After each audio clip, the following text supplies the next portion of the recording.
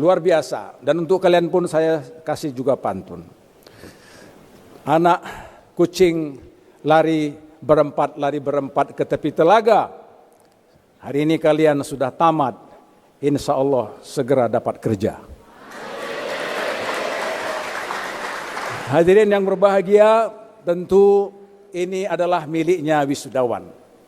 Tapi saya pikir apa yang dinasihatkan oleh Pak Rektor tadi perlu kalian pikirkan. Saya hanya mengaminkan saja karena saya dengar mulai dari A sampai Z apa yang disampaikan Pak Rektor itu, tembakannya itu tentu untuk kalian semua. Bukan untuk dosen, bukan untuk pimpinan, bukan untuk orang tua, itu kalian. Bahwa benar kalian dihasilkan dari sebuah lembaga yang luar biasa hebat. Bapak Ibu, kalau saya mengatakan nanti dengan pantun juga boleh enggak? Sungguh nikmat minum es pokat. Tapi di sini enggak ada. Jus pokat, bukan es pokat. Sungguh nikmat minum jus pokat. Minum bersama menghapus dahaga. Bapak Ibu hadirin semua, ada banyak PTS di Sumut yang hebat. Tapi UMSU tetap selalu istimewa. Udah berapa pantunnya? 4 apa 5? Bisa kalah direktur kan? Iya. Saya selalu mau mengalahkan beliau. Burung dara terbang berempat menari-nari di pagi hari. Tentu UMSU ini bisa demikian hebat karena dipimpin rektornya Profesor Agusani. Hadirin yang berbahagia, adik-adik anak-anak kami, saya tentu hanya memberikan sedikit pesan dalam kesempatan sambutan ini. Kalau untuk UMSU saya tidak lagi ragu. Betul bahwa LLDikti selalu mendorong.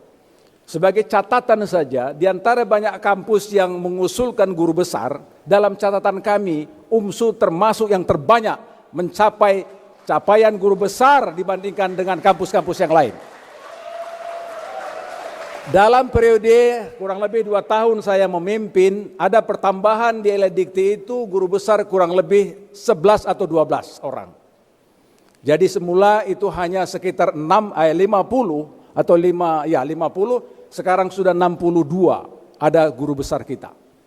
Itu periode lompatan menurut saya sesuatu yang perlu saya syukuri. Karena tidak mudah untuk mengencourage kawan-kawan kampus, dosen-dosen untuk segera mengurus jabatan fungsionalnya. Saya tetap memberi catatan kepada UMSU, mohon Pak Rektor, tadi ada 82 yang itu masih question mark. Dalam pengertian perlu kita perhatikan untuk kita dorong jabatan fungsionalnya. Kalau yang sudah lektor, asisten ahli, lektor kepala ke guru besar, itu sudah mungkin tidak begitu rumit. Yang rumit adalah mereka yang tidak mau bergerak, diajak bergerak juga tidak mau bergerak. Nah ini yang saya pikir harus diberikan perhatian yang sungguh-sungguh. Tapi above of all, ini semuanya masih sangat-sangat luar biasa. Apa yang dipaparkan tadi, QS ranking, itu ranking bukan main-main. Bukan kaleng-kaleng kata Pak Rektor tadi, bukan abal-abal. Itu berbasis achievement, prestasi, capaian, kinerja. Lihatlah bintang tadi. Di Angkatan Darat cuma ada bintang 4. UMSU sudah hampir menyamai bintang 7. Obat sakit kepala katanya. Ada bintangnya 5, ada bintangnya 6, bahkan ada bintangnya 7. Itu kan fakta. Itu tidak tiba-tiba seperti jatuh dari langit, seperti membalik telapak tangan. Itu semuanya berbasis kinerja. Kami baru pulang dari Turki kemarin, kira-kira seminggu, kurang lebih 4 hari yang lalu. 63 delegasi yang berangkat. Yang paling banyak ikut itu dari UMSU. Luar biasa, tepuk tanganlah untuk Pak Rektor kita ini. Baru 1 kali saja saya sampaikan, Pak Rektor, ini ada rencana untuk membangun global partnership internasional. Untuk sementara kita jajaki Turki. Bagaimana Pak Rektor? Siap, langsung kasih DP. Saya kira DP-nya cuma 5 juta. 100 juta dikasih DP-nya. Itu tanda memang UMSU ini kaya nampaknya ya. Alhamdulillah Pak Rektor ini kaya, tidak nyimpan sendiri. Tadi disaksikan ada satu orang yang dibiayai sampai selesai. Itu luar biasa. Saya tahu betul untuk dokter itu tidak murah biayanya. Saya punya putri, ada yang sekolah di kedokteran, memang agak teruk juga itu membiayainya. Tapi kalau ini luar biasa, Pak Rektor itu amal UMSU. Ada pengurus pusat datang, ada pimpinan wilayah, itu amal UMSU semua. Tinggal sekarang pertanyaannya, berapa lagi yang akan dibiayai gratis? Hadirin yang berbahagia, belok kanan belok kiri tembak juga sedikit-sedikit. Adik-adik anak-anak kami para wisudawan, your problem is after this ceremony, setelah acara ini, Anda akan keluar acara ini, keluar gedung. The question is, so what is the next? Apa berikutnya? Kuliah sudah tadi disematkan, dilantik. Kalau begini ceritanya mau minta uang sama orang tua pun udah malu nampaknya nanti. Mau bilang apa lagi? Mau uang jajan gak enak. Uang kuliah sudah selesai. Ini persoalan yang selalu akan mengikuti. Tapi saya mencoba mengkategorikan 3 saja para alumni ini. Yang pertama pasti di antara ini sudah ada yang bekerja. Selamat untuk kalian. Kalian sudah mungkin lebih capability-nya sudah naik. Karena apa? Kompetensi keilmuannya sudah nggak diragukan. Bekal kuliah S2 kira-kira 40 sampai 50 SKS. Betul nggak? Kalau S1 144 sampai 150, betul Kak ya? Betul. Itu sudah menjadi bekal. Bekal ilmu, bahkan keterampilan. Itu sudah memadai untuk Anda menguatkan diri Anda dalam meneruskan dunia kerja. Itu orang yang pertama. Saya yakin di antara ini sudah banyak yang bekerja. Tapi ada orang yang kedua dan yang ketiga. Yang kedua itu mencari kerja, itu yang sudah pasti. Ada yang keliling-keliling menjadi ada sakling, jadi sarjana keliling katanya. Sarling, sarjana keliling. Terus finding the job. Getting information, ask the friend, ask your friend, ask macam-macam. Lalu dia dapat. Itu ada yang tipe yang ketiga. Yang kedua, tipe yang ketiga justru yang belakangan ini itu disounding oleh pemerintah. Menjadilah orang yang menciptakan lapangan kerja. Banyak wisuda yang saya dengar dan saya ikuti selalu pimpinannya mengarahkan be a creator job creator, not the finding job. Gak hanya menemukan mencari kerja, tapi dia menciptakan lapangan kerja. 3 karakteristik ini masalahnya beda-beda. Persoalannya sama, persoalannya tetap sama karena dia harus mengeksistensikan dirinya dalam kerangka dia menjadi bagian profesional di bidang yang akan dia masuki. Saya perlu sharing kepada adik-adik dan anak-anak kami. Tadi yang disampaikan Pak Rektor benar. Kalian dihadirkan, dikeluarkan dari kampus dalam satu era yang disebut dengan global network. Globalisasi. Ada 4 aspek penting dalam globalisasi. Tidak saya sebutkan semua. Salah satu yang penting itu apa? Migrasi manusia. Borderless world. Dunia ini sudah tak berbatas lagi sepertinya. Kemarin ketika kami ke Turki, saya melihat wajah manusia itu tidak lagi sama. Ada yang mancung ke depan, ada yang mancung ke belakang, ada yang warnanya merah rambutnya, ada yang hitam, ada yang putih sebelah, merah sebelah lagi hitam. Itu indikasi mobilitas manusia. Kenapa? Dunia sepakat untuk tidak menghalangi. Dalam konteks lapangan kerja, ini menjadi terbuka. Pada waktunya nanti, kompetitor kalian bukan lagi sesama alumni UMSU. Bukan lagi sesama alumni yang dari Universitas Wilayah Sumatera Utara. Tapi sudah masuk regional Sumatera, bahkan nasional Indonesia, bahkan internasional. Siap-siap kalian akan berkompetisi dengan sarjana teknik dari Vietnam. Sarjana pertanian dari Thailand, dokter dari Filipina, perawat dari Filipina, dari Bangladesh dan seterusnya. Fenomena ini sudah terjadi.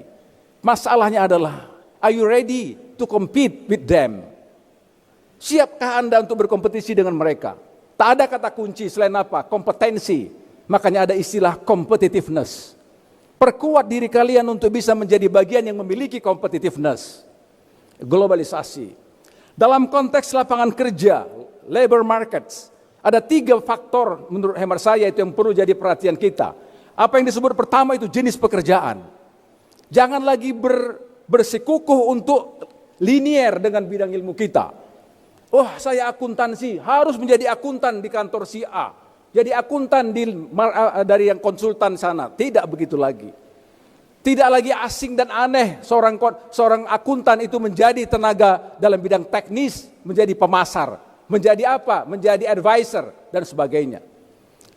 Apa yang disebut dengan istilah disruption dan shifting itu hari ini terjadi. Suka tidak suka, pergeseran ini memaksa kita harus menyesuaikan diri. Hari ini betul-betul memang IT minded, digital minded.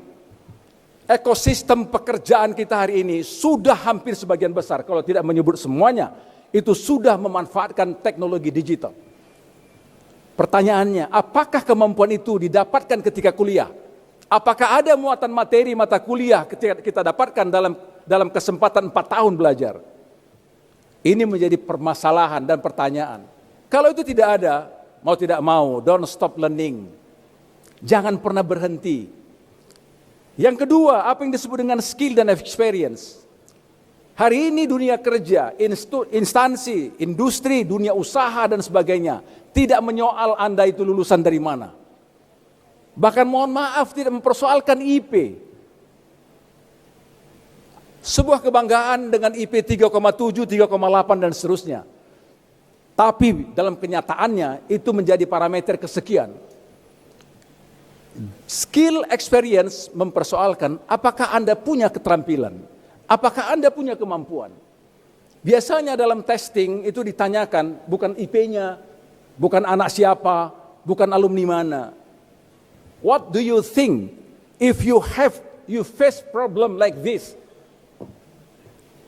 Do you have any idea to solve this problem? Adakah ide Anda, apa ide Anda untuk memecahkan problem ini? Problem solving skill. Adik-adik anak-anak kami persoalannya bukan lagi berapa banyak mata kuliahnya, berapa bobot SKS-nya. Apakah itu semua bisa menopang skill kita? Itu hal yang kedua, skill and experience.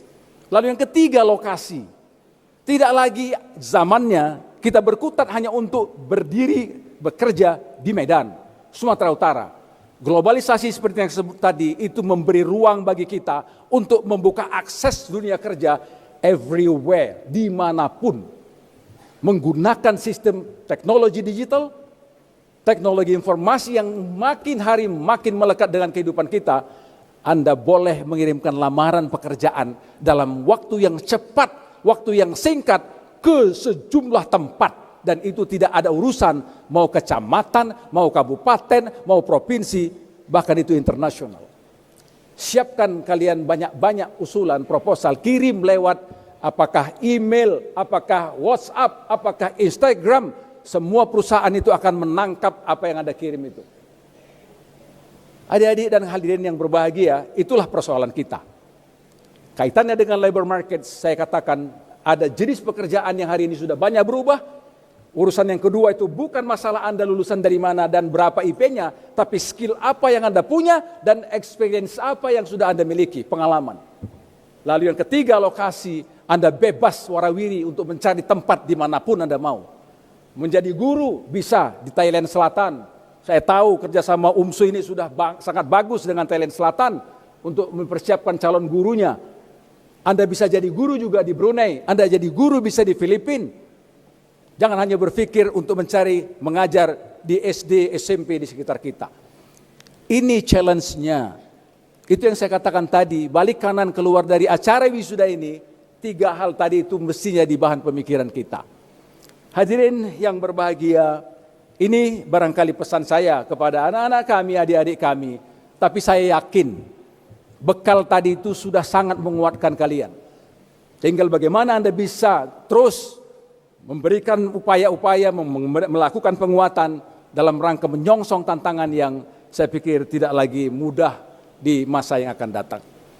Kalau catatan kepada UMSU saya sudah sampaikan tadi, saya tidak akan mengulang lagi. Saya percaya betul bagaimana visi rektor kita, bagaimana komitmen seluruh keluarga, staf yang ada di UMSU ini untuk maju. Saya kira upaya kerja keras teman-teman saya di UMSU ini hari ini dibuktikan dengan dihasilkannya lulusan yang saya kira tidak lagi yang biasa-biasa saja. Ada istilah saya untuk mengatakan kampus itu ada yang ordinary campus, yang biasa-biasa saja.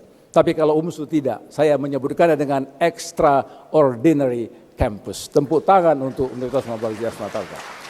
Bapak Ibu hadirin yang berbahagia, saya pikir ini saja yang bisa saya sampaikan. Sekali lagi saya ucapkan selamat untuk kita semua, khususnya kepada adik-adik anak-anak kami atas capaian kalian. Tantangan di depan kalian bukan malah lebih mudah, tapi peluangnya justru malah lebih besar. Jadilah pemain dunia, jadilah pemenang, bukan jadi pecundang. Selamat, selamat, selamat. Belikan durian untuk kekasih. Cukup sekian dan terima kasih. Assalamualaikum warahmatullahi wabarakatuh. Selamat pagi, salam sejahtera untuk kita semua dan salam sehat.